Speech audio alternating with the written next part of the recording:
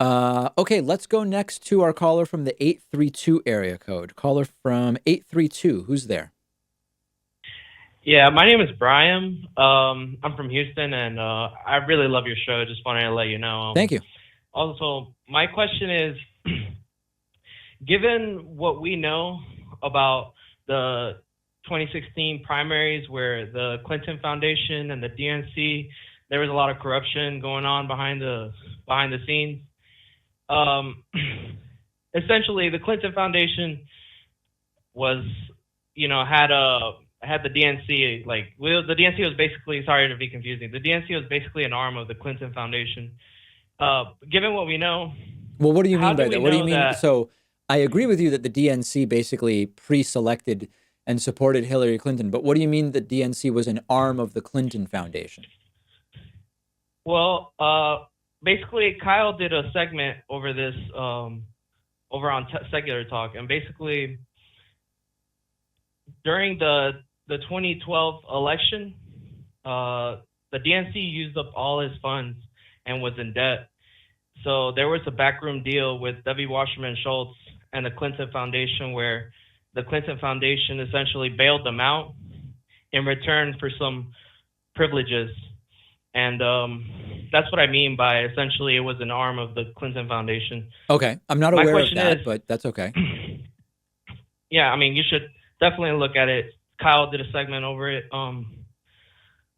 Basically, my question is, how do we know that the 2020 primaries won't have a similar outcome, given that Hillary's rerun is still up in the air, We don't. according to recent reports? We don't. I mean, whether or not Hillary Clinton runs won't even change it. No matter what, the DNC may once again have its finger on the scales, even if they are more heavily restricted from acting in a more public manner to support a candidate. It's very possible that in more private ways they would support a candidate. So I share your concern. I'm extremely concerned about what role the DNC is going to have in the 2020 primary. There have been some changes made in terms of the superdelegate stuff, and a few other things have changed, which should improve the circumstances somewhat. But I absolutely share your concern.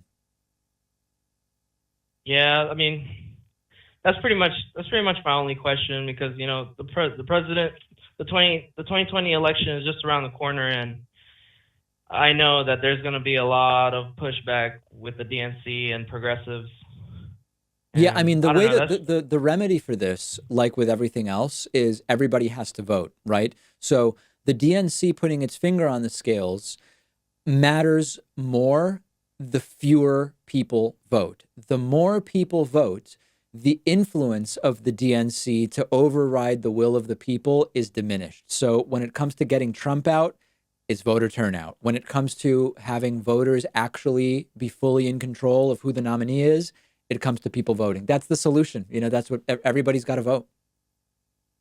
Yeah, I agree with you on that. All right. Thank you for the Well, call. yeah, Great to hear from you. Appreciate it.